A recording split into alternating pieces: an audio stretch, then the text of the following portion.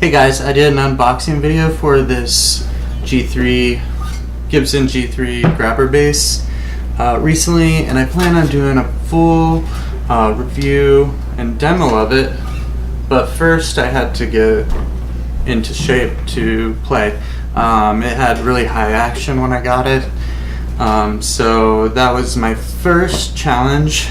This is the first Gibson bass that I've had, and actually the first Gibson guitar I had. So when I popped off the Truss Rod cover, I noticed that it doesn't take an Allen wrench like most basses or most Fender basses. It takes a 5/16 wrench or socket. So I had to order one of these. It is a 5/16 socket, so this is what you use, or you could just use a regular socket, but it's really a snug fit in there, so I recommend buying one of those. They're, I don't know, under $10 from all parts, or get them on eBay or Amazon, your choice. And the next thing I noticed was I pulled out a ruler and I laid the flat edge along the fretboard, the length of the fretboard, to see how much relief was in the neck, because the seller had originally said it had a bent neck, and when I looked at it, it didn't look twisted, so I assumed that meant they thought the actual neck was overbowed to a point where it wasn't repairable.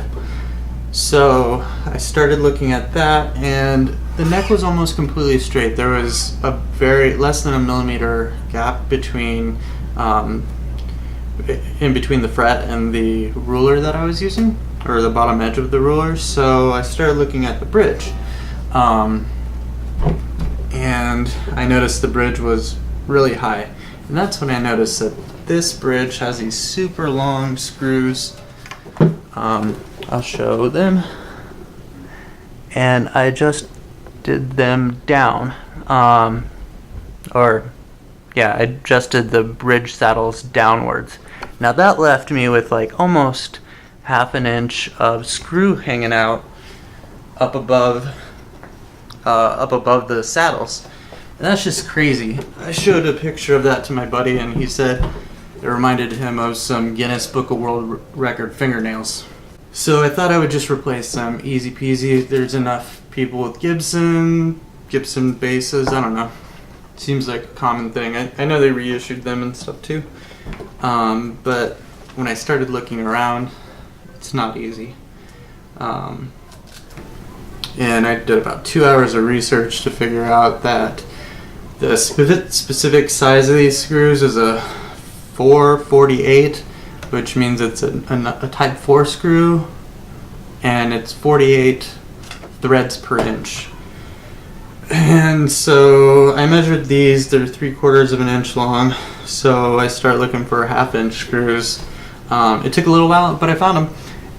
Unfortunately, I had to order a larger quantity than 8. So I'm gonna put some on my site for sale for anyone who wants to skip the research process and just buy my extras off me. That'd be rad. Okay, so what this video is going to show is just how to install them. So we're looking at the bridge. We're going to swap out these saddles. So the screws I found are these 1/2 inch. They use an Allen key at the top instead of the original ones have a slotted head. And these are a 1/2 inch instead of 3/4, so they're not going to stick up over top of the saddle as much. Okay, so you need a standard flathead screwdriver. I'm just using a ratcheted hand palm screwdriver. And we're just, what I'm going to do is try to match. I'm going to unscrew the original bridge saddle screw and then re-screw in the new one and try to get it matched about the same as it was before. Later I'll go back and I'll set up the bridge more correctly, but I'm not going to show that in this video because most of the time you can get it pretty close enough. If it's a little bit too high, try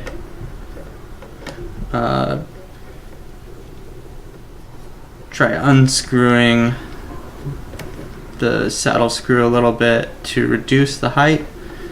But if you notice there's additional or unexpected buzzing, then tighten the screw and it should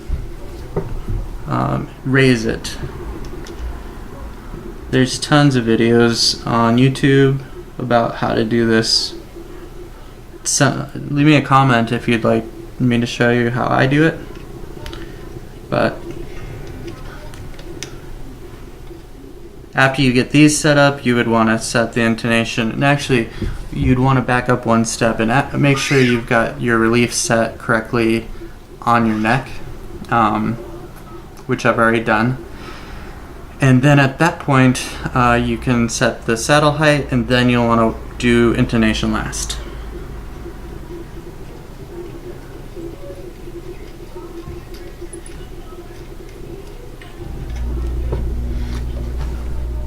So with these, since there's 2 screws for each saddle, as soon as you start feeling some resistance on the new screw you're putting in, that means you're hitting the bridge itself, and that's about where your previous screw was.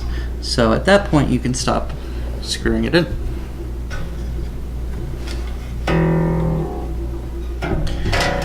You can also loosen up your strings, that way these screws come out a little bit easier.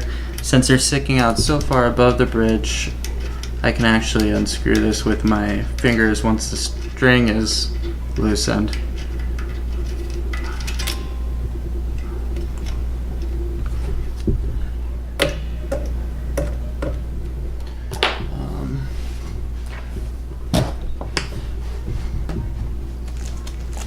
And of course I just dropped it, so I have a magnetic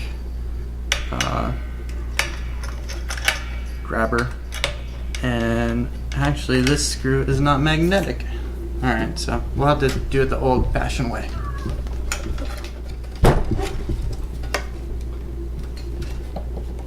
Okay.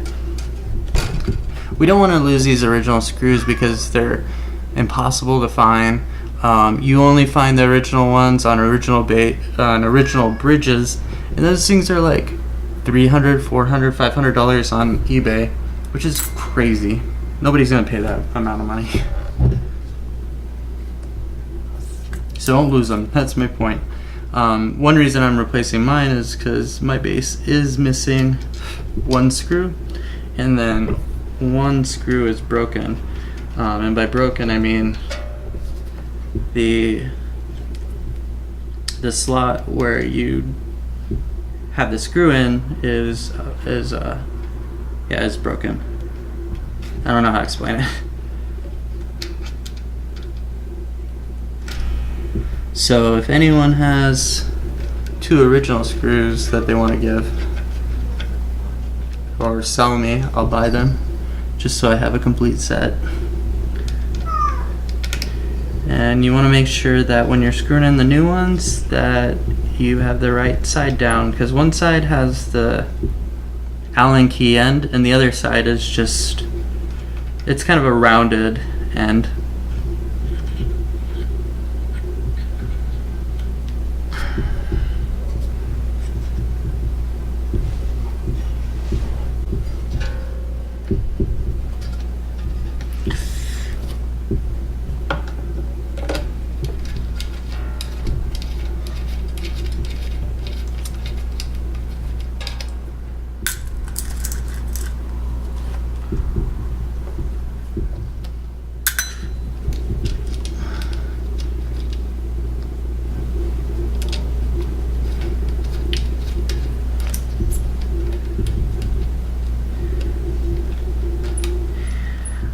I think this upgrade will be the cheapest, easiest upgrade you can do, and I consider it a huge upgrade because these bridge saddle screws are sharp and pretty nasty.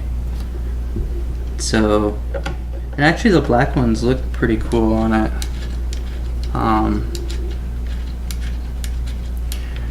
You can tell that that Gibson put bridge covers on these old basses because they have these ugly, gnarly, long screws. It's like shoes to cover up some gnarly old toes.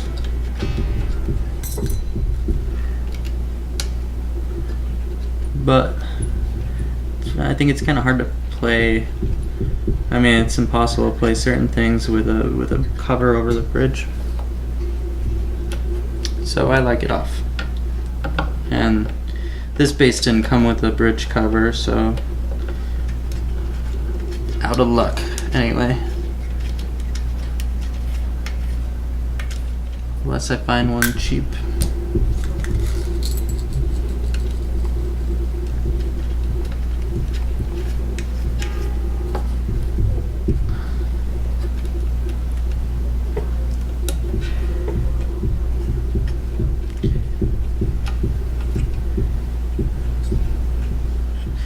Some of the other people in forums that I was reading suggested to buy, because these screws were pretty hard to find, they suggested to buy just any old screw that was the right thread count and cut it into shape,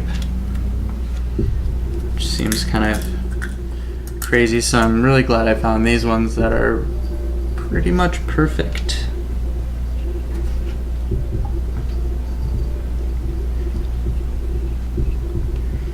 If I were to get two more original screws, I wouldn't even put them back in. I would stick with these ones.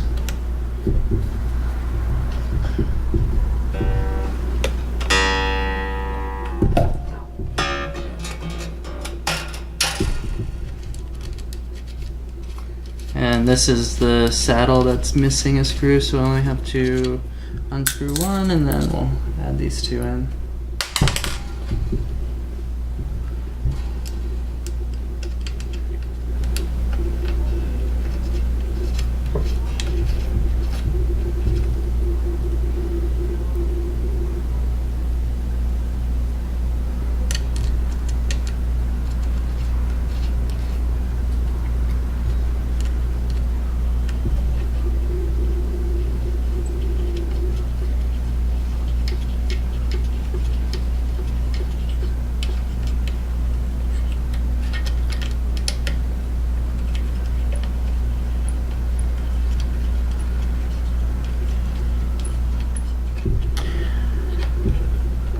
Alright, and that's it. I've got all 8 bridge saddle screws in. Let's tune it up real quick.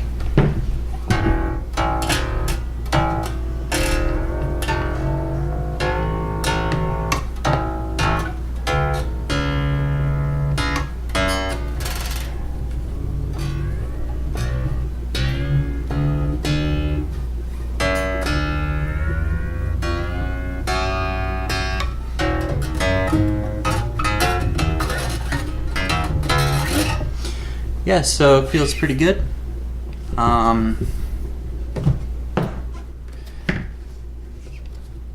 It feels pretty good now, and let me zoom into how the bridge looks now with the upgraded screws. Looks awesome. It feels so much better. Highly recommend this upgrade. Like I said, I'll be selling the screws on my website. Just hit the link in the comment section below, and I'll send them out to you. Thanks for watching my video, and look forward to an upcoming video where I do a full review of the Gibson G3 and a full demo out some tones, and that'll come up in the next couple weeks. Thanks for watching. Please subscribe. Bye-bye.